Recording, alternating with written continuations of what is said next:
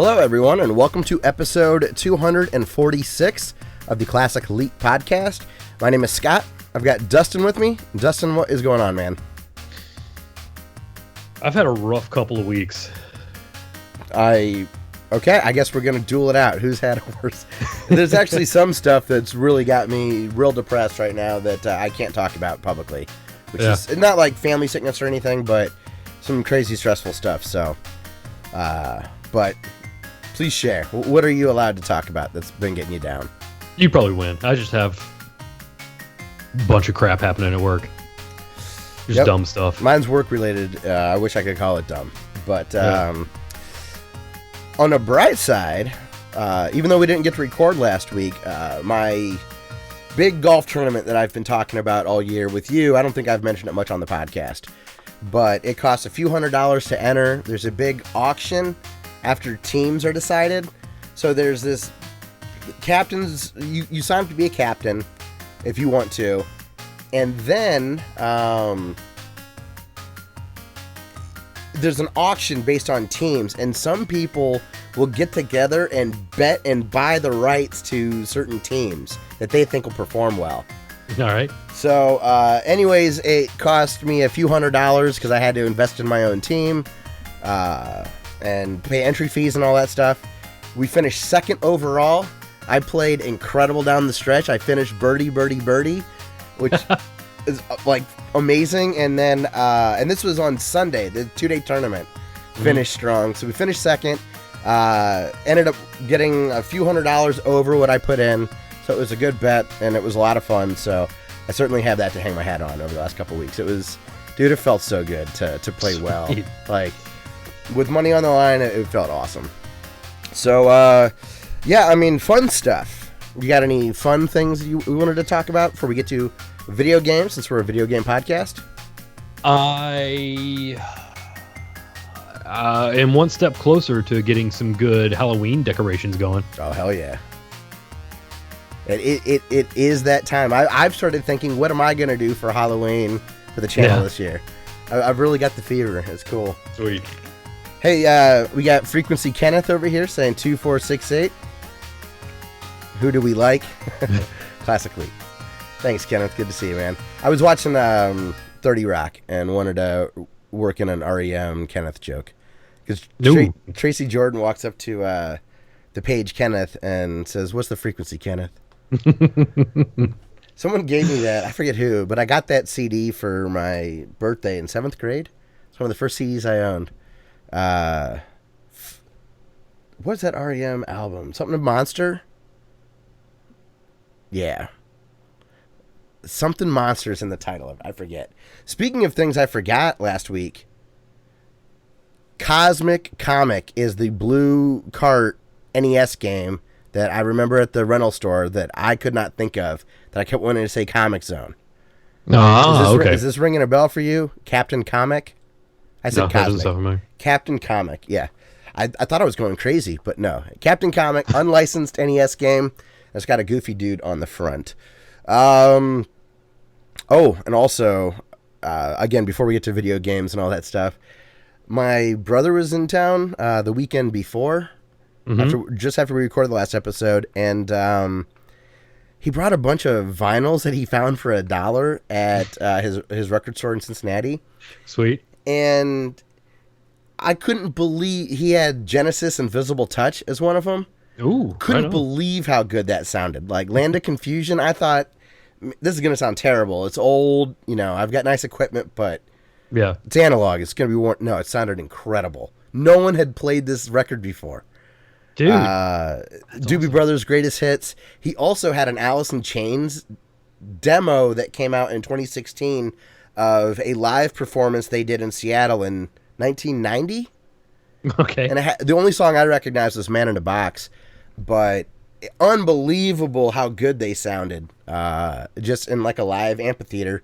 Someone just recorded it and remastered it, and it sounded awesome. So that was a lot of fun. My brother and I had a nice, fun music night, listening to a bunch of vinyls that surprised us how good they sounded. That's awesome. One of them, I think it was the Doobie Brothers. It had to be a full centimeter of wave to it with how warped it was. And it still sounded great. I couldn't believe it. There's something so fascinating about watching an analog thing go around and have it come out so good. It's really cool. So, as far as announcements before we get started, want to let everybody know this particular episode has a lot of good listener feedback. We have a lot of comments from the last couple episodes, some emails from our Canadian correspondent, Kevin.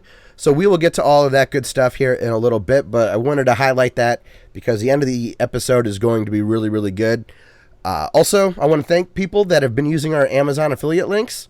They're in the description, and hopefully soon we will have UK links, not just the United States and Canada. So keep an eye out for that. If you want to watch us live, we usually record on Wednesday nights, and Dustin puts links in the chat so you can follow along. We stream it on YouTube. Just go to our YouTube channel, hit the notification stuff, and we're all good there. And that is going to be it for the announcements. So before we get into news, we have to do something fun, right? Yep. We got to say hello. Some people are coming over from Zarek's stream. All and right. Then we're going to play the Retro League tournament. Round 3, which is the championship bracket. So the best SNES game, best Genesis game, that kind of stuff. But big shout out to Zarek. We have the kitty himself. Also, JC's here.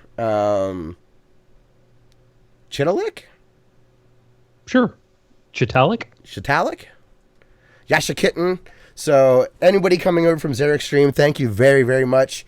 Hopefully we'll see Crude tonight. I want to ask. I want to see if he's got an update on his PC build. Yeah. There was some NVIDIA news today. I wanted to sneak in some PC stuff here. So I guess without further ado, man, let's get to the Retro League tournament. This is round 3. And this year we are determining through the Retro League forums, available at theretroleague.com, what the best video game of 1992 is, regardless of system. And the tournament is done like an NCAA basketball bracket. So Dustin and I are going to live vote on what we think should win. And next week we'll have the Final Four, maybe the champion. So how many is this? This is 1, round 2, 3. 3, 4, 5, 6, 7, 8, 9, 10, 11, 12, 13, 14, Sweet 16. 16. Sweet 16 we are. So we're going to send Elite people 8. to Elite 8 next time. We got JC here says that she feels like overclocking my computer. I would highly recommend doing that. I'm currently overclocked from 3.5 gigahertz to 4.2 on a water-cooled block, which is... If you're ever doing a podcast, don't try and overclock then. Not in the middle of it. Yes, I've done that. I forget the episode number, but I dropped out all of a sudden. Yes, don't do that. I love tinkering with that stuff. My CPU is from 2013, and it has just been rock solid lately. I'm getting nervous about my water cooler. It's an all-in-one, and I'm coming up on over 4 years, and they guarantee it for 5. Okay. So I'm starting to wonder if maybe I just should assume it's going bad soon and get an air cooler. Like a nice Cooler Master 212 or something like that, and then we'll be good. So, we got Hugh joining us. Quarterfinals next week. Yes, it's a ripoff of the NCAA tournament. So, anyone in chat, Hugh Johnson is the host of the Retro League tournament and the Retro League podcast. So, Hugh, we'll see if you get mad at us with our picks. So, coming up first, and this feels like the finals right here. I probably shouldn't, but it does. The Super Nintendo Championship bracket is The Legend of Zelda: A Link to the Past versus Super Mario Kart. Oh, I thought it was Super Mario World. I like Link to the Past more than Mario Kart. Same. So we're going to vote for that. Next, Poor Mario Kart. You say poor Mario Kart? Yeah, it doesn't even have a chance. No, it does not. I don't really like the Super Nintendo one. I think it's okay. It was awesome at the time. At the time, it was amazing. Yeah. But in retrospect, they have done so many good iterations of that game that it feels like the first one. Next up in the wild card bracket, we have Air Zonk for the TurboGrafx 16 versus Sonic the Hedgehog 2 on the Game Gear. If you gave me the choice, I would play Air Zonk out of curiosity. I've not played either of these games. I would go with Air Zonk just because TG16 shoot 'em ups are excellent. Okay. Yes. And Air Zonk is super expensive. So naturally, Dustin's a little biased towards it. Next, in the arcade bracket championship, we have Mortal Kombat, the first one, versus X-Men. And we're assuming this is the awesome 6-player dual screen, every bell and whistle possible. We talked some shit about Mortal Kombat last week. I'm assuming we haven't changed our minds. No. No. So X-Men it is. Well, I will say Mortal Kombat, excellent marketing. Amazing marketing. And at the time, it was quite impressive to see what looked like real people fighting. Yeah. And the movie's good. It wasn't that bad. Yeah. I liked Street Fighter more. I think it's the colors and stuff. I liked Mortal Kombat on the Sega Genesis because I convinced my grandma to rent it for me. My mom knew better, so I have memories tied to that, but X-Men. I'd rather play X-Men. Next up, we have the 16-bit CD bracket. So we have Gate of Thunder for the TurboGrafx 16 versus Secret of Monkey Island on the Sega CD. Gate of Thunder all day. All day. Yeah. It's a shoot 'em up on TurboGrafx 16. We can't be hypocrites now. It is so good. I believe it. I remember last episode, you convinced me. Maybe I'll take a peek on my Wii emulator. I have a TurboGrafx and the homebrew channel thing. Got a little emulator on the Wii. Maybe I'll throw a ROM on there. Next up, we have the Sega Genesis bracket. And this is Sonic the Hedgehog 2 versus Teenage Mutant Ninja Turtles, the Hyperstone Heist.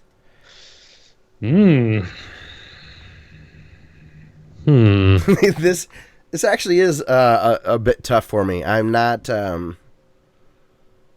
I like both of these series a lot, but I don't necessarily like these two installments that much compared to the other ones available. Yeah. Zarek brings up that the Street Fighters commercials were bad. Wasn't there like a dude just painted like Blanca? Or am I making that up? Are you thinking about the movie? Maybe that's what I'm thinking of. A guy painted green with an orange wig on? Yeah. Like, I've seen cosplay substantially better. You know what? I know I'm trying to resist the Sonic Mania high. I think I'm going to go with Turtles if I was picking. But you and Sully could play Sonic 2 together. That's a 2. I mean, we could play Teenage Mutant Ninja Turtles together, too. Yeah, but he loves Sonic. He's not voting. He's not voting. Turtles it is? Turtles. Okay. In the NES bracket, Mega Man 4 versus Turtles 3, which is the Manhattan Project. It's very close in gameplay to Turtles 2, the arcade game. These are both late in the NES, so you may not have heard of them, or may not have played them, I mean. These are like These are one-off from like super great games. Yes. Come on, what's your gut telling you? I don't know. I kind of want to lean Turtles again. Okay, let's do it. I think I might have leaned to Mega Man, but Turtles 2 is one of my absolute favorite games. I guess so is Mega Man 2. Turtles, yeah, I'm cool with that. Mega Man 2, I'd play like anytime. It's awesome. Yes. Mega Man 3 is great. It's not as good as number 2. This is Mega Man 4. Oh, you're talking through. Sorry. Mega Man 4, Pharaoh Man's cool. Is that where they introduced the charge shot? I think so. I think it might have been. JC says that she might get an SSD for her computer. Yes, that is the best way to... If you're running on a mechanical hard drive, you'll notice a bigger improvement from switching to an SSD than you would overclocking. Stuff just loads real fast. It's awesome. Hold on to that hard drive, though. It's good for like game storage and media storage. Zarek says that he didn't have a Game Gear himself, but he did have a Nomad. Last hurricane, Zarek's Nomad came in handy. Oh, yeah. Poor guy with Irma hitting Atlanta, as his internet's been going out the last several days, in and out intermittently. But I remember that video he posted, like, from his phone of him, like, just showing his Nomad. And he's like, I'm still gaming. There's a hurricane going on, and I'm playing Genesis, which was awesome. Our computer restarted. Well, that sucks. I hate when Windows 10 just restarts on you. And they won't let you not set an idle time. Have you noticed that? Mm. Yeah, if you go, they will try to force a restart on you. They won't let you completely opt out of that anymore. Whatever. Thanks a lot, Bill. No, it's not even his fault anymore. And Ballmer's not even there. What? Who is... I always get the Google guy and him mixed up. Sergey Brin's Google, right? I have no idea. And Satya Nadella is Microsoft, maybe? They're all the same people. This is the same person. Yeah, it's one... Yeah, just one... They're all Manchurian candidates, right? It's the Silicon Valley hive mind. Yes. In the PC and Mac bracket, we have Wolfenstein 3D versus Dune 2. Wolfenstein. Yep, I love that game. The Game Boy bracket, we have, and this is the final game of the of this round. We have, man, these are some heavy hitters here. We have Super Mario 2, 6 golden coins for the Game Boy, versus Kirby's Dream Land for the Game Boy. Man. I love both of these games. Maybe these might be 1 and 2. I don't know. I'd really have to go through and think about it. But these might be my 1 and 2 games. I like Super Mario 2 a little more. It's more difficult. There's more, I guess, variety. This Kirby game's a little one note, whereas Kirby's Adventure really added a lot more to it. This has an overworld screen, so you can do levels in whatever order you want. Okay. There's a gambling mechanic to get yourself free lives by spending coins. You can bet them or play like a carnival game. Wario's Castle's bullshit, but it really is. I don't know. What's your gut tell you? What are you thinking? I'm thinking Mario Land. Okay. It's so good. Yeah. And it doesn't even need neither does Kirby, though. They don't need qualifiers. Not good for a Game Boy. They're just good. Kirby started this is the first entry in that franchise. And the only time he's white on a cover box, he's always pink after that. Huh. And Mario was already established, but I'd rather play Mario. So, Tony's in the chat. Hey, Tony, what is up, man? All right. So that is it. We're submitted. I don't want to spoil stuff, but I will say, Dustin, that Airsonk's doing well, but it's close. Okay. So I'll take that. And Gates of Thunder is only 2 votes ahead of Secret of Monkey Island. We need to get on some TurboGrafx forums and let communities know this cannot happen. Just completely ruin this for everyone else. Well, what game upset in 1990? It was Ease, I think. Yeah, like a Facebook community heard about the tournament and it beat like Super Mario 3 or something like that. Ridiculous. I forget what it was, but it was great.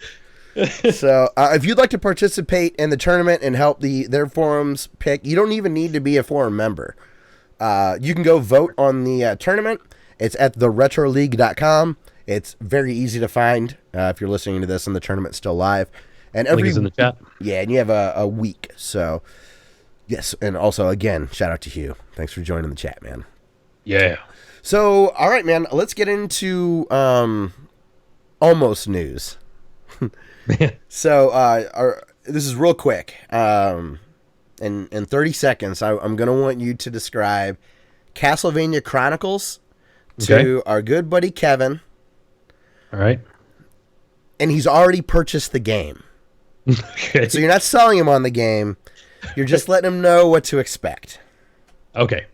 Yeah, it was Super. Hugh said it is Super Mario Brothers 3 that it beat. Yeah, and it was Ease Books 1 and 2. Yeah, it was a juggernaut. Yeah. That's what's fun about it, you know? Yeah. So cool.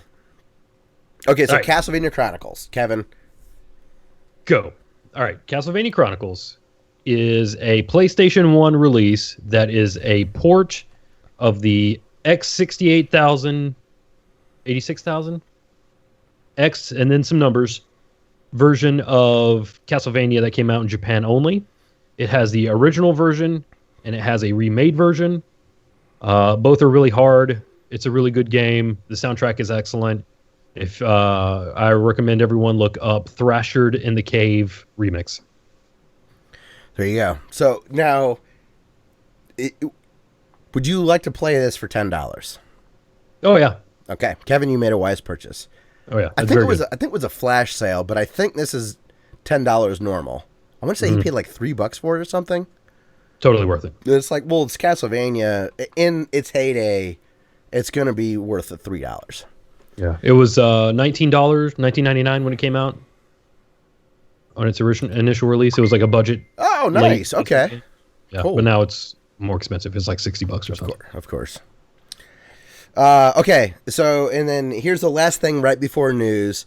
And Zarek, we're not going to be able to get a full N64 Mini. He asked us to put this together a couple of episodes ago. So let's come up with maybe 2 or 3 N64 games that we definitely want to see on it. All right. And then do the same for a bad NES Mini Classic. And that'll lead us into a good first story. So what would be your first pick to put on an N64 Mini? Super Mario 64. It has to be on it. Yes, and I'm going to go Ocarina of Time. Okay. GoldenEye. Okay, I'm going to go Mario Kart. I was debating Diddy Kong Racing, but I'm going to go Mario Kart. Okay. We're going to go Blast Corps. Okay. I'm going to give a nod to a good buddy of mine, Eric, Jet Force Gemini. Ooh, all right. I just had one in my head. It was going to be Kenneth says, hi, Banjo. Pikachu. Banjo-Kazooie. Okay. Yes, that's that. I mean, that feels like an obvious one, right?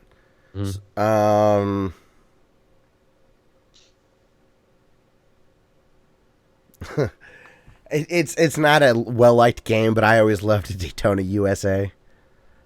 Excellent theme song. I always like that one for some reason. I know we're missing some heavy hitters. Perfect Dark. You put GoldenEye on there. That's why I didn't go Perfect Dark.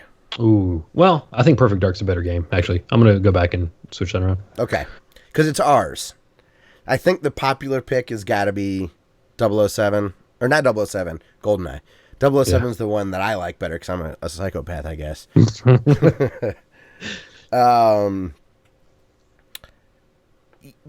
Majora's Mask deserves to mention, but I don't want to put both of those on there.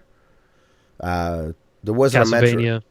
I didn't like those very much. My brother did. Castlevania Legacy of Darkness? Legacy. What the hell's the second 64 game? The one with the wolf on it? Yeah. Castlevania Wolf Edition. Oh, there it is. Okay, we'll put that on there as a nice little nod. So yeah, let's see if Rolling Start. Is that from Daytona? Mm-hmm. Okay. Hugh says no mercy if licensed games are okay. Hell yeah. Sure. I loved Mario Golf a whole lot. I liked Mario Tennis. Tony Hawk. We're forgetting Tony Hawk. We got to put a Tony Hawk on there. Oh yeah. What are I'm trying to think of like the goofy colored carts. Those always seem to be good on that system. Oh, that's pretty close. We got about halfway there. Buck Bumble. I don't know what that is. There was a good Yoshi platformer on there. Yoshi's Story, maybe? Oh, we're forgetting Conker's. We're forgetting Star Fox. Oh, Star Wars Rogue Squadron. My brother's going to divorce me. Turok. Smash Brothers, yes, I agree, but that's a vote for the family, for the Nintendo family. I don't like Smash Brothers. I've never played it. So, yeah. Those are some of our picks for what we'd like to see on the real one. So, let's find 2 bad games for the bad NES Mini that Zarek wanted us to come together. Kevin. Hey, there's Kevin. What's up, man? Buck to the Bumble? Yeah, that's a Buck Bumble theme song. Okay. Let's throw it on there. Kevin gave himself an earworm there. I'm going to go with Bad Dudes is a bad NES game that needs to be on the Mini Classic. It was a popular name. Yeah. But not good. What's another one that you did? Milo's Secret Castle or Milon's Secret Castle.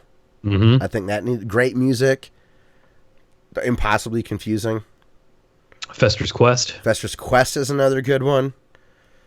Back to the Future 1. Amagon. I kind of liked Amagon. You get to grow into a big like lion dude, or you beat up lions when you roid out. It's awesome. Yeah, Karnoff. We got some Superman 64 requests. No, we're on the bad NES, not bad 64. That's one of the best angry video game nerd episodes. His N64, you could feel the legitimate frustration in his voice. He did really good acting in that one. I love that episode. What are some others that you'd want to eke in here? Rygar is. I like that game, but it's not great. Okay. Like it has holes. Wampum. I don't know that one. What about like Clax? Yeah. Hugh says Taboo, the Sixth Sense. Excuse me. I'm getting over a cold too, so I'm going to get a little froggy at times. So yeah, there's some bad NES games for the mirror of the NES Classic. So speaking of the NES Classic, though, Dustin, some big news dropped today. All right. The NES Classic is returning in 2018, and the Super Nintendo Classic coming out is going to be sold all the way through 2018. All right. So, eBay scalpers, dry your tears. I don't know. What are your thoughts on Nintendo kind of walking back their statements that was all they're making? I think they were like, we can make like $1 billion more if we make more of these. And then the other guys were like, yes, go do that. The shareholders. And Reggie came out and said, don't pay more than $79.99 for a Super Nintendo Mini Classic because they're going to be available. Word. So awesome. Yeah. Cool news, and I'm going to hold true. If I see one of these bastards while I'm walking through the store on a shelf, it's going in the cart. But that's the only effort I'm putting into buying one of these. It sounds like that's Nintendo's goal. If somebody knocks on my front door and I answer it and there's a Super Nintendo Classics in there, still might not even play it. Yeah, it's the principle of it. I have scruples. So, yeah, let's move on to the next item. We have a lot of news, so we're not going to get real in-depth with a lot of the stuff, but there's some really good bullet points to talk about. So, Dustin, let's get back up to the top, and I want you to talk about the... This is tailored towards you. Zarek sent it on Twitter. Mm-hmm. Cyberpunk 2077 is going to be 3 times the size of Witcher 3. Was it 3 times? Did I read that right? Yes, you did. Okay. What has me shocked about that is I felt like The Witcher was enormous. Well, they started playing an ad. There was definitely a point where I thought I was about to the end game, Mm-hmm. and an entire new world opened up that I had to basically re-explore and redo story stuff. So, I mean, is this going to be like a self-contained MMO? It's going to be awesome. Probably. It's going to be cyber enhanced. Well, so it's obviously going to be great. I'm going to have arm swords. And sweet glasses. That's right. So, Everything's yeah. gonna be gold. CD Projekt Red, it looks like Cyberpunk 2077 is going to be huge. Donald Trump can't even describe it. Next up in the news, Paprium, which is the game from Watermelon Games, is the Sega Genesis game that I ordered 5.5 years ago. Excellent trailer. Excellent trailer. Watermelon's done some good stuff, so we're certainly excited about this. But they had a Facebook post that Paprium is being delayed because PayPal froze their account because they didn't believe they weren't doing something illegal. Because so much money came in that they didn't, according to the Facebook post. So we're taking them at their word, right? But if their Facebook post is true, PayPal's like, there's no way you raise this much money for a Sega Genesis game. So who knows when that's going to be resolved. It sounds like everybody be patient. I feel really bad for them to have a snag like that. You couldn't even expect that. Right. We sold too many Genesis games that PayPal thinks we're doing like kilos of cocaine or something. I saw on their Facebook post it said, "We promise we're not selling drugs." So, hey, later, Tony. Thanks for stopping by, man. Yeah, later, Tony. So that sucks, but it's a little humorous because we've waited so long. You know, what's another couple of months? Who cares? Yeah. But it will get resolved and all of that. So, and then next up, check this out. I had no idea about this. Dumbass sent this over. Henshin Engine. It is currently, actually, no, it was on Kickstarter and has already been funded. Yes. Like 3 times over. No, twice. Yeah, it is a side scroller, and they are making a copy for the Turbo CD. In the video that Dumbass sent that I will, that you'll have access to it through the Kickstarter link we'll have in our notes. If you go to the developer's YouTube channel, they show the game, a lot of copies of the game in the CD jackets and stuff. Mm-hmm. It exists. This isn't vaporware. And when you go to their Kickstarter now, it's a pre-order button, not like a backing button. So okay, cool. That's very. I didn't know Kickstarter added that feature. That's awesome. It used to be Indiegogo only was available for that. So awesome. Maybe if you hit your goal, it unlocks the ability to continue like a pre-order thing. Maybe so. I don't know.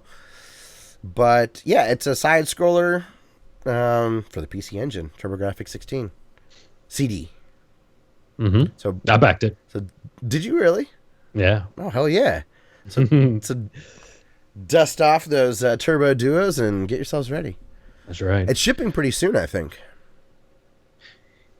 Let's see. It has physical copies for PC, TurboGrafx 16 CD, and Sega Dreamcast.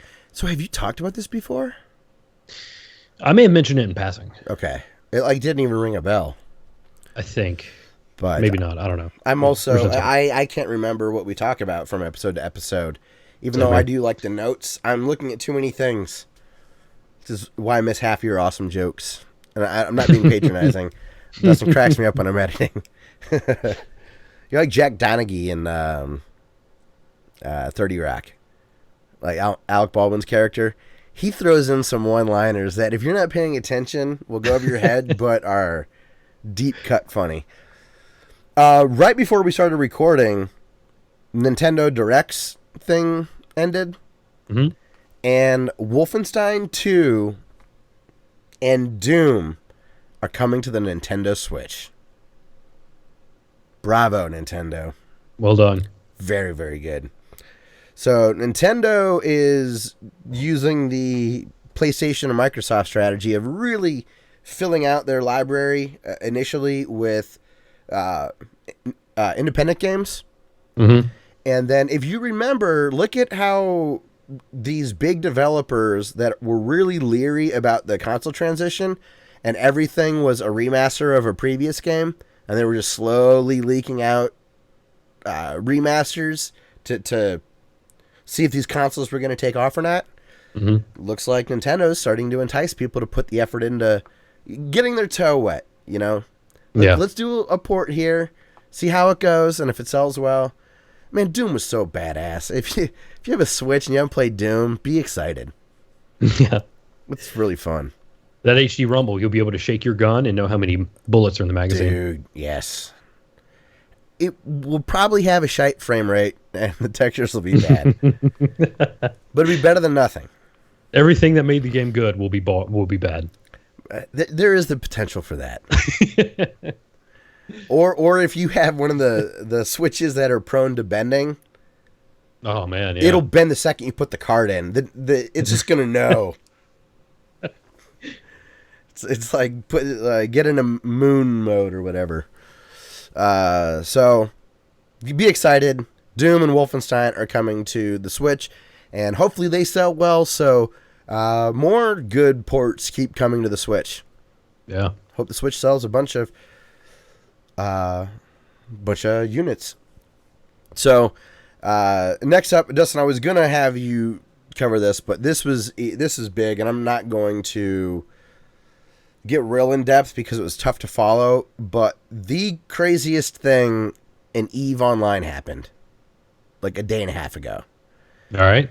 And I think it was maybe Patrick Klepek, someone at Giant Bomb's like, I just love when EVE's in the news. I don't know what's going on, but when it's in the news, something amazing happened. Yeah. They are calling this the biggest betrayal in the game's history. And there's a very high up person in in one of the factions. They had you got a mechanical rat running on your desk? What the hell is that? Well, anyways, this guy called the judge, very high up, essentially hijacked 4,000 players, all their money, all their resources, and the equivalent of what they're calling the Death Star.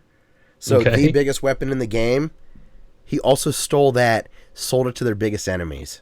Oh my god! It would be.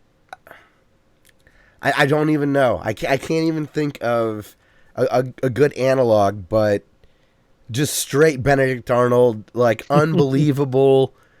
And the leader of the CO2 clan that was ripped off got permanently banned from the game. So he was one of the most well-known players in the whole game because he legitimately threatened the judge, the guy that sold him out, that he was going to cut his hands off. Man. The article I was reading on PC Gamer was some of these dudes that were part of this 4,000 person alliance, like their everything that they built in the game was just vanishing. And some of these dudes are just like in a ship, and now everything's gone other than what is in their specific ship, and they have nowhere to go. They don't know where they're going to end up. They're just floating. Yeah. Zarek says that dude sounds like Littlefinger. That's a Game of Thrones reference for people like Dustin that are nerdy about other stuff. What's Game of Thrones? Right. So, the EVE Online, the Alliance leader, I will have an article to PC Gamer talking about why he was banned, but Kotaku has an amazing rundown of what the hell happened. And you read it, and it sounds like a thriller that Michael Crichton wrote. It's awesome. Dinosaurs everywhere. Pretty yes. So yes, and then we have a new item in the news. Oh yes. Let's see. Capcom is putting Street Fighter 2 back on an SNES cart. It may kill you and your family. Yeah. Um, So what do you know about this so far? It is a replica that is for collectors, and it may cause your SNES to burst into flames. Quote, may cause the SNES console to overheat or catch fire. Yeah, I was going to say this isn't hyperbolic. It's what the manufacturers are saying. I think it's I Am 8-Bit. Is that right? Mm-hmm. We've talked about them before. They do other stuff like vinyls and other cool like retro throwback stuff. I can't wait for this to be delivered and someone does the equivalent of a phone drop video, and they're just like, let's see how long it takes to fry this bad boy. It's probably nothing. I doubt that'll harm your NES. Maybe over time, like those flash cards we were talking about, potentially could. Mm-hmm. And they state, hey, those are old vintage systems. Use with caution. Like, we're not liable if you screw up your Super Nintendo. They're old and salty, and they will destroy anything new that you put inside them. Like, oh, now you want something. Some of the weird caveats. One is it's $100. Yeah. Crazy. That's a lot for a game that I don't know. Like, yes, it's for the shelf, but I still want to play it. Yeah. I wonder how that would stack up with like inflation. If you took like an old Super or a Street Fighter 2 cart. That's probably cheaper. Yeah. And also you can't pick your color. There is going to be one rare one, but you can't pick your color. And there's 5,000 being made. So it's you spend $100. All the colors are cool, but some one's rare, so you can hit the lottery or whatever. Clear plastic or bust. Yeah, right? Like our old phones with speed dial. That's right. But I thought that was worth mentioning. It's pretty hilarious. Yeah. Also, as Eric said, I forgot to mention that all that stuff he stole was worth a ton of real life money.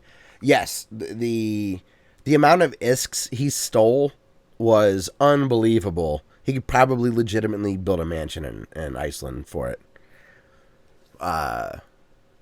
Yeah, I will have both of those articles linked. It is stunning. This EVE Online stuff. I'm so happy it exists. Yeah. Because once a year it pops up and gives us a nice little reminder that there's some hardcore gamers out there. So, next up, did you get a chance to look at these Star Fox 2 design documents at all? I leaf through them.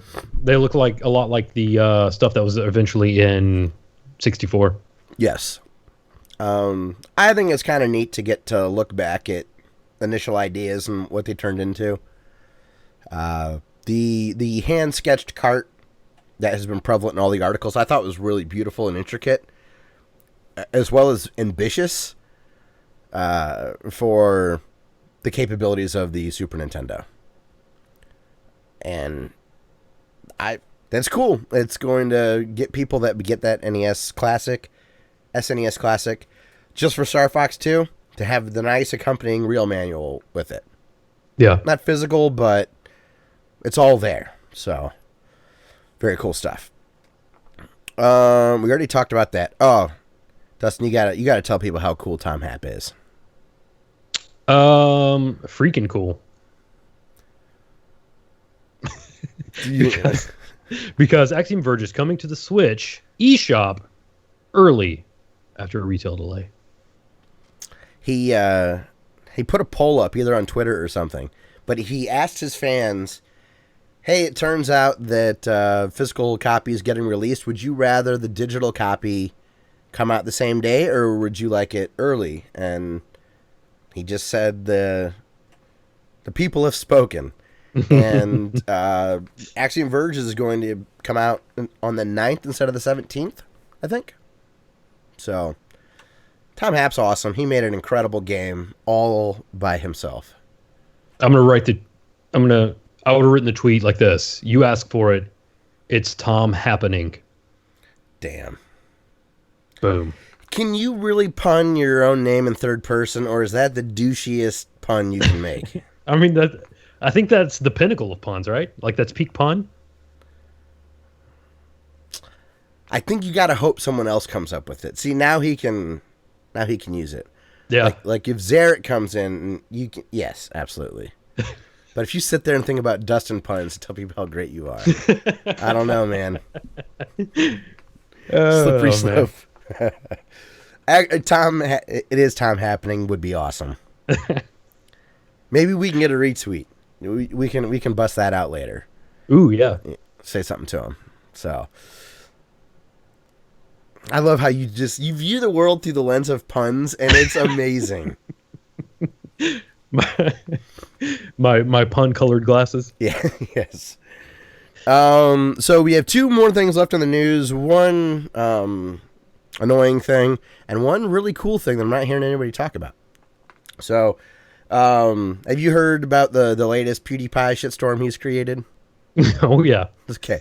So he dropped an N-bomb in a very aggressive, in the way that you're not supposed to drop an N-bomb, he did.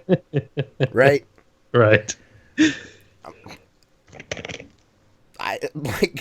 It's not even really worth discussing other than that's clearly wrong. You do not do that. Especially, I'm one of those people that I don't like words getting so much power. However, if somebody asks me to specifically address them a certain way, I would be more than happy to do that. Mm-hmm. So many people hate that word. It feels like collectively we've been asked to not use it. I think that's fair. Yep. So when there's a huge backlash for somebody using it in the way that it, in such a aggressive manner, I understand the backlash. What I'm concerned about is the developers of Firewatch, and this is why it's video game related. Now, he dropped the N-bomb during PlayerUnknown's Battlegrounds in a heated moment, not justifying it, just trying to give context or whatever. So, Firewatch's devs, or the main guy, Sean Veneman of Campo Santo, said he heard PewDiePie do this, and he got very upset, and he went to Twitter, and he said he's going to use the DMCA claiming system at YouTube to get PewDiePie's Firewatch video taken down. And while I appreciate him being upset, just because somebody does something you don't like doesn't mean that you have the ability to suddenly become judge, jury, and executioner. Yeah. And he, along with him, now the thing is, it's a false DMCA claim. Because on their website, they made it very clear you're not only allowed to stream their game, but you're allowed to place ads on it. And PewDiePie played through the game. And they didn't like that he did that because they don't agree with him. Which is understandable. However, they made the decision to let anybody stream it and play it. So they, in my opinion, have to live with that. Yeah. And for them to file a DMCA claim is a bad thing for people like us that do stuff on YouTube. Because then you can retroactively take away permission. And the way YouTube works is if a couple other devs, if he has two other friends, do the exact same thing on two other videos, his entire channel shut down. That's just because you don't like someone or you hate somebody or you're disgusted with somebody doesn't mean you have the right to shoot them. Or, you know what I mean? Like, this feels like too heavy of a swing and not in the appropriate way. Right. They gave him permission. You can't walk that back. And so I don't understand. I don't understand the thought process that led them to thinking that was an appropriate action to take to show your disapproval. Like, if I were them, I would say We saw the recent kerfuffle. We don't want you streaming our games. We'd appreciate it if you take them down. Whether or not he did, then say, we no longer have business with this dude Yes. from this point forward. And I would also, directly related to that, maybe change the company policy if anybody gets to do it. If you're concerned about being associated with people, then you have to take the actions to weed those out. And who's this? They probably still would have given it to him because he hadn't been through the Wall Street Journal smear campaign and then this legitimate screw up. So they probably would have given it to him anyway. So I'm a little frustrated that they're going this aggressive, I guess. It feels... Two wrongs don't make a right, I guess, is my frustration there. Right. Because I don't want to focus on Firewatch is my issue with those guys and brush off or make it seem like I am brushing off what PewDiePie did. I think that's so clearly objectively stupid and wrong that you don't really have to say much about it. But I think that I've seen a lot of people justifying the action by Campo Santo, and that's scary. What if our channel would be shut down because I screw up in a couple of years? And it's just something you can apologize for. I don't know. It's illegal to file a false DMCA. Yeah. And it's perjury if you make a false one. So I'm not sure they're aware of that. That's a pretty serious thing they're doing. Didn't something similar to this happen? I mean, it didn't... it wasn't pertaining to racial epithets being used, but someone made music for a game. Oh, yes. Alex Minter or something like that. She was mad at the developers and started copyright claiming music that she did not own the copyright to, even though she made it. That was it. Yeah. And again, it's one of those things where in that situation, it was even more gross because she was just hurting bystanders. Yeah. You know, it's like setting off a nuke to try to get like bin Laden back in the day and wiping out Iraq or Afghanistan, like the whole country. It's a poor approach to do those kind of things. That Alex person seemed pretty erratic and unhinged with her behavior online, so there's probably a little bit more to it there. Zerk makes a good comment. It's not about their games not being on his channel, it's about hurting him. You know, they encouraged other developers to do the DMCA stuff. And he says, I've been wondering how bad that word is on the other side of the planet. That's mostly an American thing, right? Yes, it is mostly an American thing, but PewDiePie knows American culture very well. Yeah. So he's aware, and he immediately knew he screwed up the second it came out of his mouth. But it doesn't mean that he's necessarily an evil person like Campo Santos saying. I mean, years ago, they talked about it on the Bombcast. Ryan Davis dropped an F-bomb, and not fuck. And they've got a lot of gay friends. They have, I think, I don't know if he is or not. I think Ben Pack, their new hire, might be gay. Yeah. So it's, and he had to go through an apology, and I don't think he was homophobic. No. It was an accident.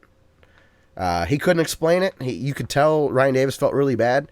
So I would have been disappointed if game developers would have tried to get Giant Bomb shut down because their CEO made a horrible verbal mistake. So, yeah. Two wrongs don't make a right, people. You can't... I'm sorry. Kevin just answered a question Tony asked him like 30 minutes ago. Yeah, so in the middle of all this like heavy talk, Kevin's like, yeah, I have the NES Mini. Zarek just says grats. Like totally out of context. That's great. Yeah, Kevin says PewDiePie isn't racist. He's just an idiot. I would agree with that. Just like I don't think Ryan Davis was a homophobe. He was just an idiot in that moment. Yeah. So yeah. All right, let's move on to something awesome, Dustin. Let's do it. Have you heard of the Netflix series Final Fantasy XIV Dad of Light? No. I've heard nobody talk about this, and it was recommended on Netflix to me last night, so I watched. I thought it was going to be like a movie that I'd fall asleep to. It's a series, and I got to tell you, man, there were some parts where I was a little choked up because it hit home for me personally. It's not like a sad thing in any way, but essentially the synopsis of this first episode is out of nowhere. This is a subtitle. This is a Japanese family. So you got this cute little Japanese boy, and his dad comes home and says, "Let's get a video game." And the little boy makes a comment, either to himself like, "This is weird. Dad never lets me play video games." And they go by Final Fantasy. So the kid sits down with his Famicom. He's playing Final Fantasy, loving it. And a little bit later, they cut to the night, and the dad's up way late at night playing Final Fantasy. And he is a businessman, like no frills. Your stereotypical Japanese dad. Mm-hmm. And the kid's like, "Dad, you're playing Final Fantasy." And the dad's like, "Yeah, this is pretty fun, right?" And I won't say any more other than this. They fast forward about 10, 15 years in the future, and Final Fantasy enters the story again. And my dad randomly came down when I was in kindergarten. He knew I was saving up for a Nintendo. He played one at the golf course, came home, and said, "Get your cash. We're going to get a Nintendo." That's how... So I related to that. I had that exact experience. My dad doesn't play video games. Still doesn't to this day. But we did play through Mega Man 2 in an entire weekend together, trading back and forth. Dude. And we also played a little bit of Lee Trevino's Fighting Golf, but Mega Man specifically. And I know that if I could go play Mega Man with my dad today, he would be receptive to it. Sweet. I won't say anything else, but go watch this. It gets silly. Like, there's some jarringly stupid stuff. Okay. Okay, some of the game, or some of the TV show, takes place in the video game of Final Fantasy XIV, characters and all. All right. I'm down with that. I loved it. And I think if you had a parent that you played games with, or if you're a parent that plays games with kids, I think it'll hit your heartstrings a little bit. And otherwise, it's just kind of it's silly. I don't know. I really liked it, and I haven't heard anybody talk about it. So, Final Fantasy XIV, Dad of Light on Netflix. It was very sweet, and I'm looking forward to watching more. Word. It's in my queue. Good. I'm excited to hear what you have to say about it. It really was eerie how, other than the game itself, it was exactly how it happened to me. And they even get the CRT right, the way the monitor flickers and the graphics and stuff. Mm-hmm.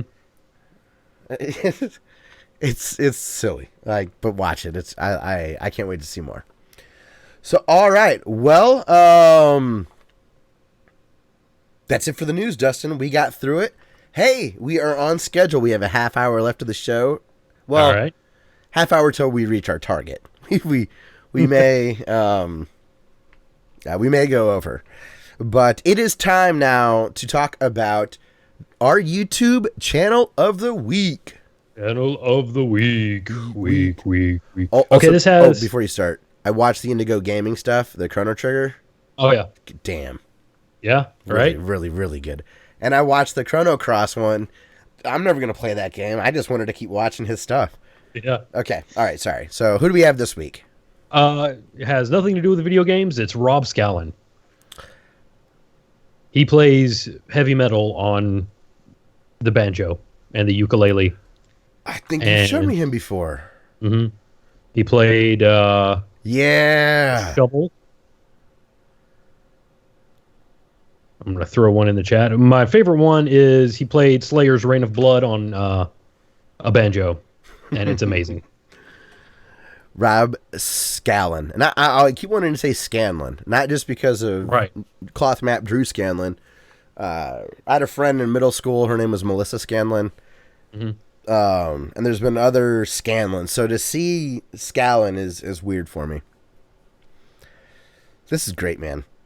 Does he have any Primus covers? I'm going to see Primus in November. Maybe?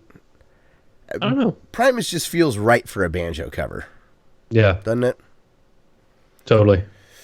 We got some comments. Yashi Kitten says it's nice to be able to play games with parents. I've yet to get my parents to play a video game with them. Not yet got.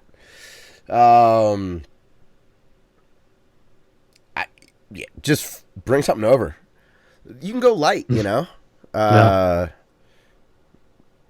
Show some simple games that are just fun. Like I think a great one is Jackbox Party Pack. Mm-hmm. Just nice, simple, easy to understand, fun games. Zarek's mom is a big gamer. She still has his Wii U and all of the games. Remember, he hurried to finish Breath of the Wild so his mom could borrow it. 'Cause I think her Wii U busted or something. Oh, sweet! Very, very nice of him. That's awesome. He's going over there to her place pretty soon. And I'm assuming from hurricane stuff and whatnot, big storms. Yeah. Luckily, I've got family that lives in Clearwater, Florida, and luckily it was like a Category 1 by the time it hit them. Man. 2 crazy storms that happened right in a row. Yeah. Or one thing you could do, going back to playing with your parents, instead of Jackbox, you could like blow their mind and make them play like Steel Battalion with that big ass like 64 button controller. Oh, I thought you meant go straight to the Kinect Steel Battalion. No. Not the bad one. The good one. Or get them strap a VR headset on them and play a silly demo. Yeah. One of the horror games. My dad playing, when I did get to have him play the Batman game, it was pretty funny. Once he put the bat suit on and saw him in the mirror interacting, he was like flexing and doing like goofy stuff and making Batman dance. It was really funny. But yeah, that's like all the gaming I've ever done with my dad. Like Mega Man 2, and then 25 years later, PlayStation Batman VR. Or hook up a PS4 and make them play Outlast. Oh, hey, he's in his 60s. Like, you got to be careful about that stuff. You ever see him pee his pants? Could be a first. No, and he's quite healthy. So actually, I would like to see him actually play a horror game. I'm assuming he's a wimp like me, and hates that stuff and would get scared really easily. But my brother's a lot like you and just can't consume enough horror. And so I thought about him the other day. I saw Jaws 2 on Netflix. I like Jaws 2. Like, objectively. Now, I like 3 and 4, but just because of nostalgia. I still like 2 as a movie. Huh. It still scared me. You know, you're in are those pontoon boats or whatever?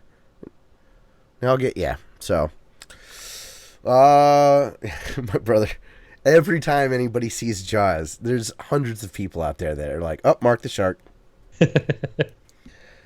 So Rob Scallon, go check out his stuff. He does heavy metal covers on YouTube with a banjo, and mostly our YouTube channels are gaming focused, but occasionally, come on, we don't only watch gaming stuff on YouTube, and right? Just mostly. Just mostly.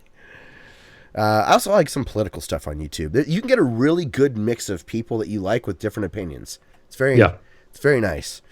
All right. Well, that's going to be it for our normal stuff. So, Dustin, let's talk about what we have been playing. You've got a banger up on the list. Yeah, I do. Chrono Trigger. So, is this a restart? Because you got into it about 6 months ago or so. Is this a continuation? So this is a restart, not only, but I don't know where I was going with that. It's a restart because I bought it on the DS. Ooh, I'm curious to see what you think of that port. So far it's pretty good. Okay. It's it has all of the fancy Akira Toriyama cutscenes from the PS1 version, Okay. and it has a slick, like DS specific interface where all of your menu stuff is on the bottom. Yeah. And you're just the characters up in the top. That's cool. But it also has the option to go to the normal version. So it just looks like you're playing the Super Nintendo version up top. Cool. And I wouldn't it know will those also let you... I was gonna say I wouldn't know those cutscenes had it not been for Indigo Gaming. Right? You can play without the cutscenes on there if you'd rather play like that. So I am impressed with how you can tailor your experience so far. Although... Especially back then. Mm-hmm. It is really weird seeing different menus. Like, I'm so used to hitting the button and seeing specific menus. Yeah. So the new menu system is really off-putting. It feels so weird, but it's good. You'll get used to it. Yeah. By the time you fight Lavos, it's not that long of a game. I'm already to the I'm in prison. Oh, so just one sitting, you already got to prison? I think it may have been 2 because I was fighting at the beginning trying to get the silver sword before I did anything. Of course, naturally you would. I forget what it is, but you can get found not guilty by those dudes. Right. Crazy. Yeah. If you do it just right, you'll be found not guilty, but they'll still throw you in prison. Oh, okay. For something? Not for kidnapping. Okay. And then the chancellor will come in and try to have you executed. So Tony and I are starting a Final Fantasy VI playthrough. I've never played a Final Fantasy game. Tony's only played through 1. I think it was 15. Mm-hmm. He's played some others, but he's only finished 15. Okay. So we're going to give this a shot. And I tried the Steam port of Final Fantasy VI. Uh-huh. I didn't like it.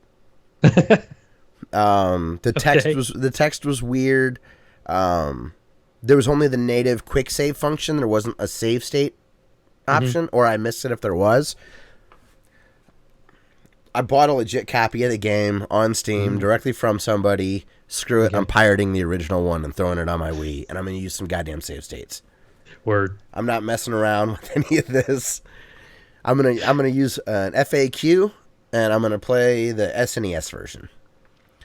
And I'm excited. I gotta say, it's an impressive start, that game. Yeah. It doesn't move in a Super Nintendo way.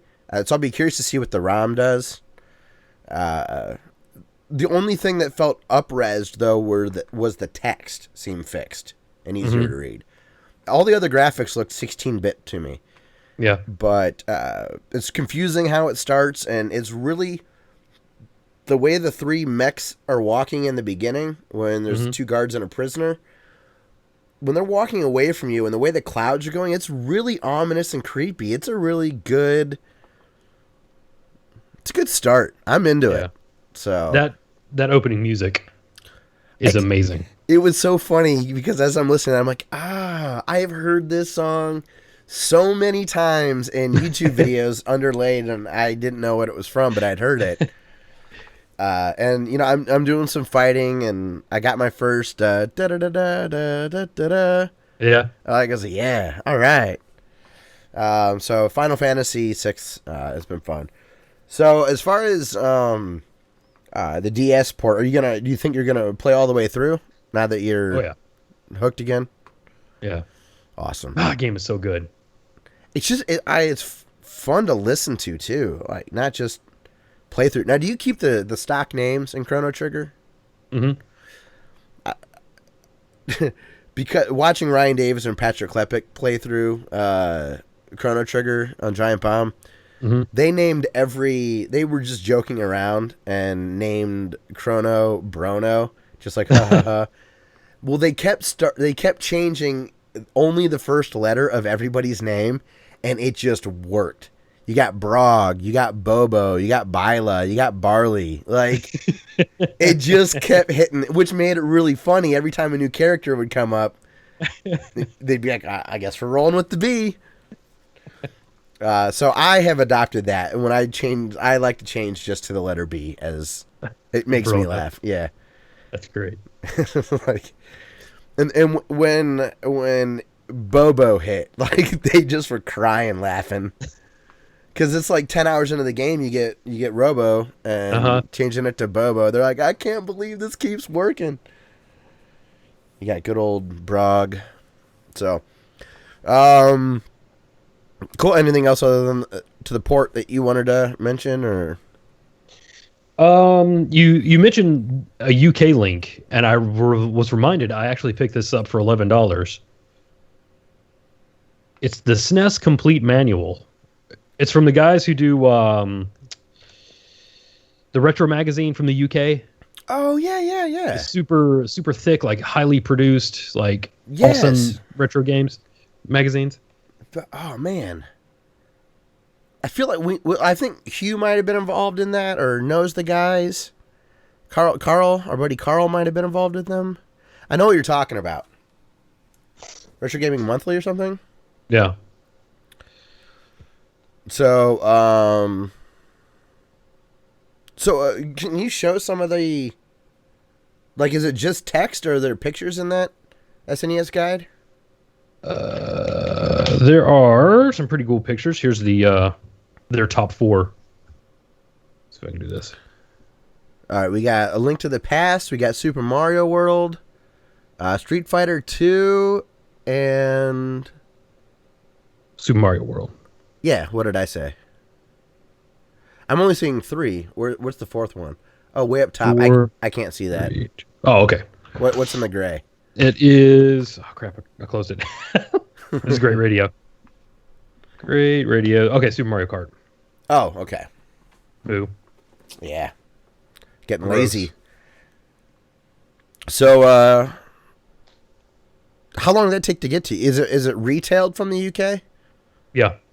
Like you can see on the cover, it's the UK version of the Super Famicom. Yeah. Dude, that's sweet. Number 14. Chrono Trigger. They're getting their orders wrong. Hell yeah. Pat the NES Punk is doing an SNES book. Oh, there you go. Just like the NES one he did. Mm-hmm. So keep an eye out for that. That's still, man, that was a good $70 spent on that coffee table book. Sweet. Like, yeah. You been playing anything else? Nope. Unfortunately not. I don't have. I already talked briefly about Final Fantasy 3 or 6, whatever. And on Steam it's 6. eBay hunting it's 3. Also, shout out to Tony. I was talking to him about Destiny 2. Just, hey, you interested in playing or anything like that? And he said no, but he's interested in like playing that kind of game again as a single player mode, something more casual. Destiny 2 is pretty hardcore with a lot of people. Like they want to play a lot of it. So I was like, yeah, it made me want to play Halo 5, playing that beta and whatnot. And I guess I'll cut to the chase. Tony out of nowhere is just like, okay, Halo 5's on its way. So he bought me a copy of Halo 5. I'd mentioned that I really liked it when I used that Xbox Game Pass trial. Mm-hmm. So I'm excited. Tony, nicest dude in the world, hooked me up with a copy of Halo 5. So I'm excited. That's awesome. Also, I've been playing some Sonic Mania again, of course. Knuckles is great. And also, I have been playing a game on the Switch called Neo... Excuse me. It's a Neo Geo game called Neo Turf Masters. And it's really fun. It's just a good golf game.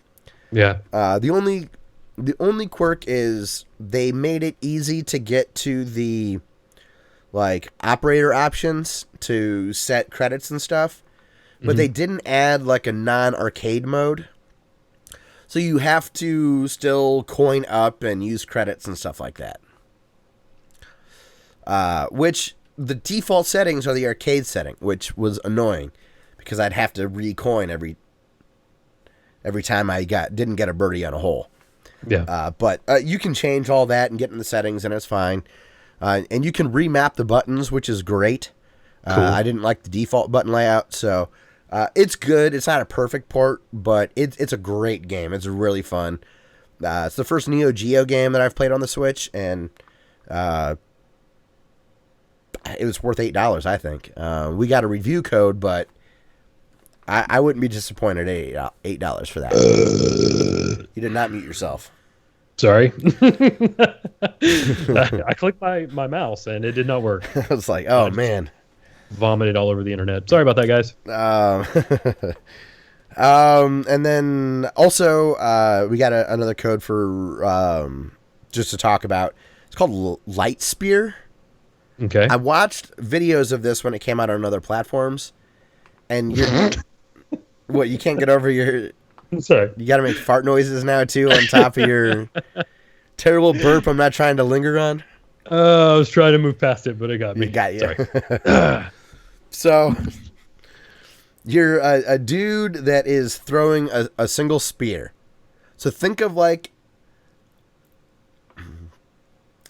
You're just stuck in the corner like you would be in Angry Birds, and you're just throwing spears at people coming at you. Excuse me, and I am not muting myself. It's strangely addictive and very difficult. So, Light Spear. Everyone check that out. We're just going to have to move on to comments. Dustin's not going to be able to handle it. I can't. I lost my composure. I hope Zarek memes you for that one. Or with that one. Yesh Kitten says, my grandparents are trying the 3D goggles, but I was not there. I have pics at them, and they look like they were having fun. So that's certainly good. And Zarek says, Scott, when you're playing Final Fantasy VI, you may think you can't use certain special moves on a fight versus a ghost train. Use a move called Blitz. You won't regret it. Hell yeah. I am all up, or I'm all okay with gameplay tips for Final Fantasy. Kenneth says, Dustin destroys Steam into hot air. And Yesh Kitten also says, oh yeah, I remember playing that with my parents and played it on the Wii. It was really fun. So, good stuff there. All right, man. Let's get into our backlog of comments. Why don't you read Kevin's email first to try to help you get away from the giggles there. All right. Let's see. Kevin here says, again, been a while. It's not special if I email every day. It'll be like, oh, him again, as opposed to our good friend Kevin, Canadian correspondent, poutine reference, Dustin laughs to himself. First thing, I too wrote for Gaming on Batteries. I believe I wrote top 10 Game Boy games and something about something else I can't remember. We, the Paranerds, also had a full-page ad, and it made me so happy to see that. I had no idea Carl was writing it again. I shall contact him. This week, I've been playing Fibbage with a bunch of friends, and think you guys should live stream a game since only one person needs the game, and all you need is a room number and a cellular device. I'd be down for that. We tried that once. We didn't try and live stream it, but we did try and play it. Okay. I believe you. I have no memory of that. I kept trying to it wouldn't work because my privacy was set weird on my phone. And okay, that's actually okay. Fibbage isn't ringing a bell, but you having a privacy phone issue does. Yeah. I'd be down for that. Speaking of games, I got back into the Super Meat Boy bag as the game was on sale for PS4 during the PAX sale. Nice. I have it for the 360. I repurchased it for the Vita because I'm a fucking idiot. But it came with a PS4 version, so win-win. Yeah. I forgot how fantastic this game was, but the music is different than I remember. Turns out oh, sorry. He probably. Oh God, I'm an idiot. Okay, sorry. Turns out the music sounds different because it is different. Legal reasons, blah, blah. I was also happy to hear about Super Meat Boy Forever, but then looked it up and it looks like a runner, which I don't like. It's also not being worked on by Edmund McMillan. On a recent AMA on Twitter, whenever someone asked about Super Meat Boy Forever, he would reply that Tommy and I are working independently, which is a bummer. But there's a new Isaac game, sort of, in the works. Legend of Bumbo. So far, it's only a trailer on the game. Seems so far it's only a trailer, and the game seems to be made to look like cardboard on popsicle sticks. Word. As for Binding of Isaac, the one game I ever pre-ordered, I canceled it. Woo! Hey. Why? Well, let me answer that for you. My best friend recently got a PS4, and I told him he can sign in my account and download my games, a feature I didn't think would work. In response, he let me have his account to get his games. He bought Binding of Isaac's Afterbirth after I spoke to him so highly about the game, and so because of that, it's on my PS4. Hence, why I was so confused about it showing up on my PS4. I'll eventually buy the physical copy because I'm a fucking idiot, but also I want to support it. Also, anytime I watch Indie Game the Movie, I always pause when I hear you guys and say, I know those guys. Now for the question of the week. What is a game you would like a prequel of, since Legend of Bumbo is sort of a prequel? Mine would be Twisted Metal Origins. How would it work? Fuck if I know. I just want a new Twisted Metal game. That isn't the Twisted Metal game that came out on PS3. Racing in Twisted Metal, what the hell were they thinking? I hate that game. Also, I'm still upset about Classic Lead and Gooch and the Douchebag teaming up. Keep up the great work. Sorry about the long email. It's all good, man. Yeah, that definitely ruffled some feathers. Also, shout out to Josh and Josh. I talked to Gooch not too long ago. He's doing well. I haven't talked to Douchebag in a while, but he was doing very well last time I talked to him. It's a couple years ago now, but he was getting his master's, wasn't he? He finished getting his master's. He's married, and I guess he's traveled a lot. Okay. I don't know what his wife does, but he's a teacher, so they take advantage of the time off in the summers, which is awesome. Yeah, it's fun to get nostalgic about those early days of our podcast. Very, very fond memories. Cool. So Kevin, thank you very much, our Canadian correspondent, who has the best brown sauce recipe in the world for his poutine. That's just, yeah, I love poutine. Who doesn't? All right. So our good buddy, and also speaking of nostalgic stuff, our friend and co-founder Tony, who was in chat earlier, has written a few messages as well. Going back to last episode, or 2 episodes ago. Man, our YouTube has got way more comments than... I must have missed it somewhere. There it is. So, 2 episodes ago, episode 244, Tony says, "Hey guys, don't pinch yourselves. I actually am alive and well. It's been too long. Great episode. I love your thoughts on the Xbox One X and the PS4 Pro. I think the best developers can do right now is create good games that run on all systems and maybe build in some 4K perks for those who went with elite consoles. Both Microsoft and Sony have not made it feasible for people to develop only for the elite consoles because it eliminates the install base. If I was buying a new console, I would buy an Xbox One S. It's the middle ground, and it will still play all the games pretty well. I like having multiple console options that play the same games at different levels, so I'm not upset with Microsoft for their model. I just don't know if we will see a lot of Xbox or only plays on Xbox One titles. Line of the week: I really have natural facial hair. I just look dirty. So I'm going to read a few of our good friend Domez's comments related to last episode, 245. He says, Axelay is a badass Konami shoot 'em up. Check it out on the YouTubes. It's really it has really amazing graphics. Mode 7 insanity. I happen to own a complete in-box copy, too. Cool. Very cool, man. He says, Captain Corrector here to correct. I love this. In Ewoks, it's not Yub Yub, it's Yub Nub.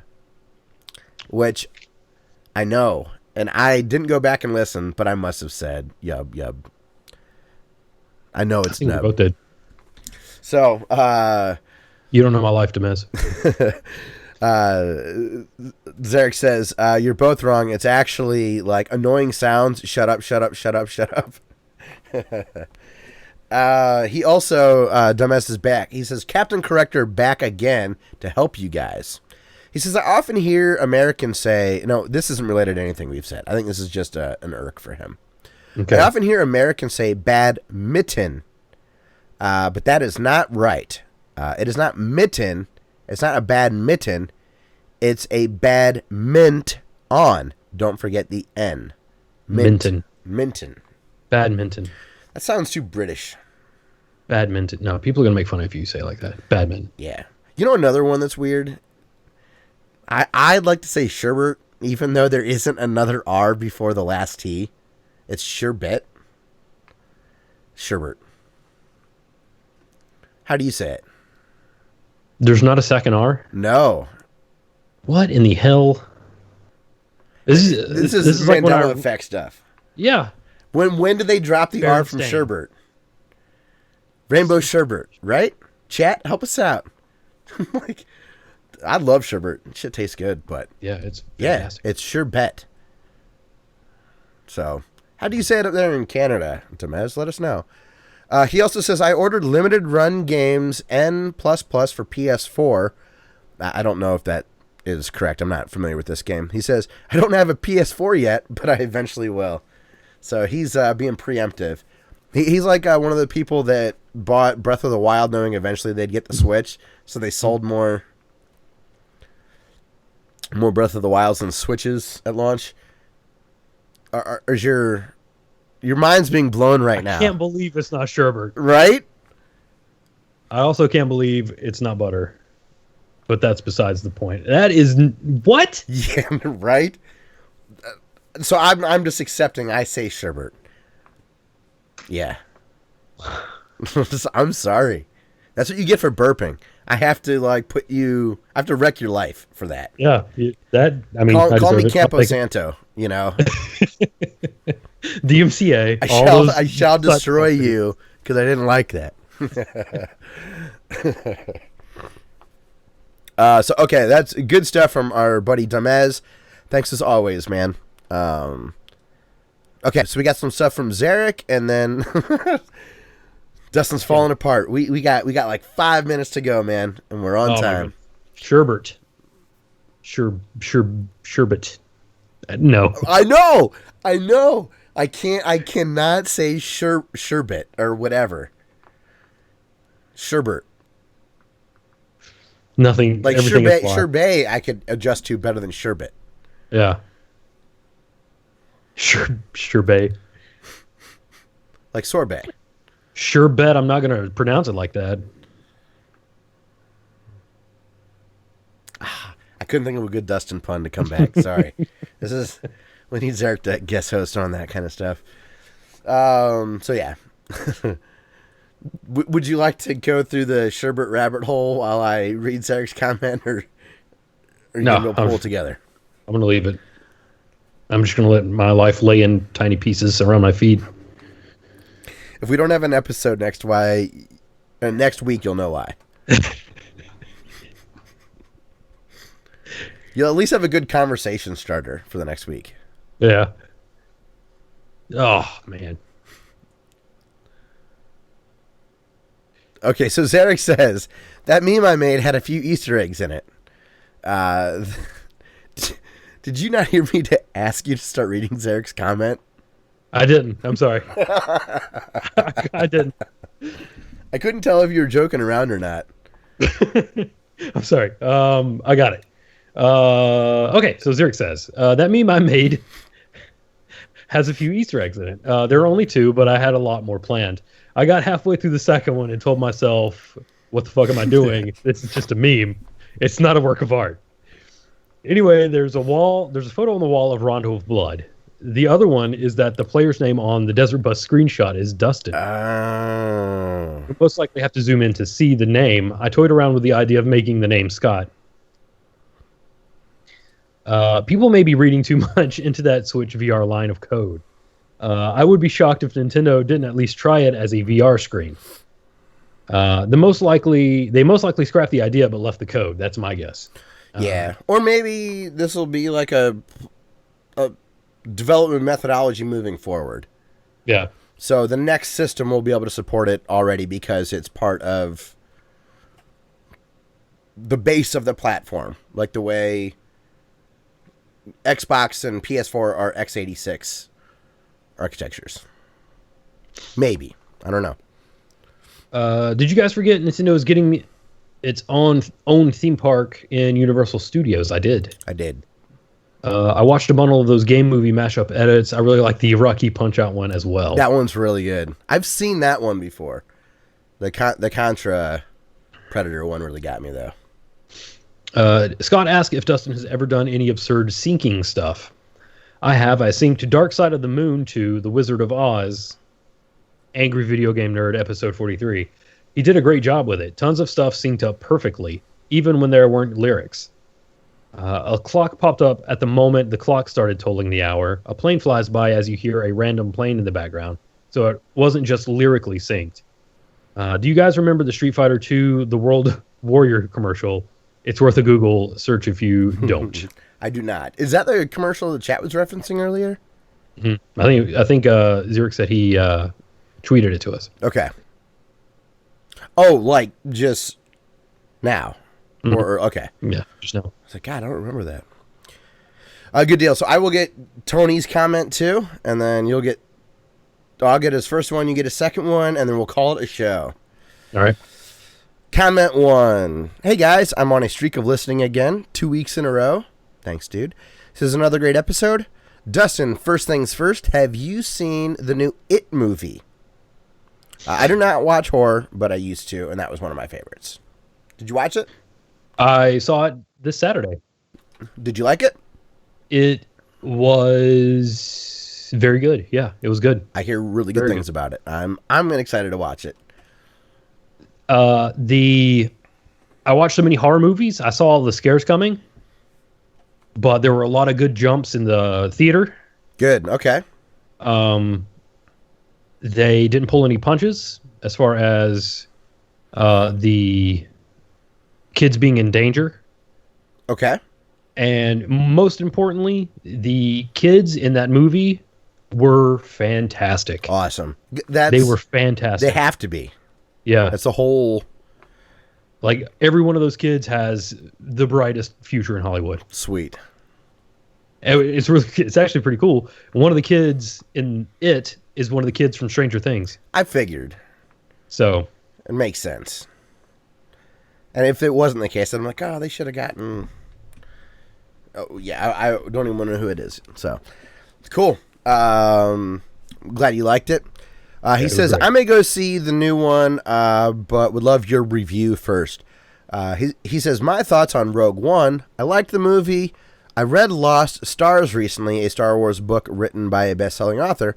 It reminded me of the greatness of the Star Wars universe, and it told the story of things that happened as a result of the Empire's oppression. It basically humanizes the Star Wars universe. I liked Rogue One for that reason. It told a supporting story that helped add color to the greater story we all know and love. For that reason, I appreciated it. I hope that the other standalone movies they have planned continue to humanize the Star Wars universe for us. He says, and then also, the Secret of Mana remake is interesting, and I had not heard of it. If you look up screenshots, it looks like the Adventures of Mana game, which is a remake of Final Fantasy Adventure for the Game Boy in 1991. He says, I do feel like $40 is too high, but they're playing off of the success of that game. Adventures of Mana is $13.99 on iOS and Android, so I agree that $15 to $20 price is more competitive. I have Adventures of Mana. I have it. There was a flash sale, and I got it for $1 or $2 on the Vita. Mm-hmm. And yeah, it looks almost like the same engine. It looks like I Am Setsuna, and it is part of that whole like Square Mana, like somehow Final Fantasy and Illusion of Gaia and Secret of Mana. Those are all mixed together somehow, and it's kind of like that. Zarek's really losing it too. He's like, damn you, Mandela. He said, I'm still thinking about this Sherbert thing so much. I didn't even catch the name of the film you were talking about. I'm assuming you were talking about it. Damn you, Mandela effect. Yeah, I just broke our chat with Sherbert. But That's how I felt when I found out. Yeah. I don't know how long, but a significant amount of time, every time I was near the frozen food section, I would go look at sherbet. Just it's like some brand had to spell it that way. So, silent T. Yeah. Purple lens. So, yeah, we got one more comment from Tony, and then we got a show. All right. Comment number 2. Even though I could only stop by the stream for a few minutes, I really enjoyed watching you and Xeric stream 20XX. It was really fun and would like to see you two collaborate even more. Scott, I love that you built a PC in March 2013, and it is still running. Good shelf life for a gaming/editing setup. The retro tournament sounds fun. I was unaware of it, so it's nice to hear about it. Line of the week from Dustin. I've never liked Star Trek. Dustin, you're dead to me. Dustin, you are dead to me. Looks like I will try to carry the great Star Trek franchise for Classic League. Line of the week from Scott. I was going to vote for Sewer Shark just because I like sharks. It didn't make it. This cracked me up. I remember playing Sewer Shark when my good friend picked up a Sega CD. Great episode. Can't wait to hear next week's show. Peace. Thanks, Tony. Yeah. All right, everyone. Well, that's going to be the show this week. So I should have a stream coming up. I've got a new Switch game that I'm going to be streaming for the developer. I don't know. Dustin, do you have any streams planned this weekend? People to keep an eye out for? I'm going to try and pretend like I do things on YouTube. Well, it's okay if you don't have anything. I haven't streamed in like 3 weeks, 2 weeks. It's been a while. So maybe if things work out, Dustin will stream this weekend. If not, it's okay. He'll just be eating his sherbet, going, "What the hell is this?" Hey, Grim Reaper, good to see you, man. That's okay. You're late. We'll have the archive up Friday, maybe tomorrow. We'll see how I get or how motivated I am tomorrow. I want to thank Ben Landis very much for letting us use the song "Through the Forest" as our intro music. It's from the album Adventures in Pixels. If you'd like to get our RSS feed, if you're watching us on YouTube and you'd like to hear us on the audio version on your phone or whatever, you can get our RSS feed directly at our website, classicleet.com. Or you can go to Apple Podcasts. We are on Google Play. We're on Stitcher. We're on Podbean. We're on SoundCloud. And those are all the ones on purpose. We are aggregated in other places that we're not sure how we got there, but we are. So, yeah, you find us. It shouldn't be tough. On social media, we're really active on Twitter, Instagram, Facebook, and YouTube. Our SoundCloud page, you can also follow us because we post our podcast, but also share songs that I like related to video games. And if you'd like to support the show, we have Amazon affiliate links in the description. Also, you can donate with Super Chat if we are currently streaming or live. And speaking of outro music this week, Dustin.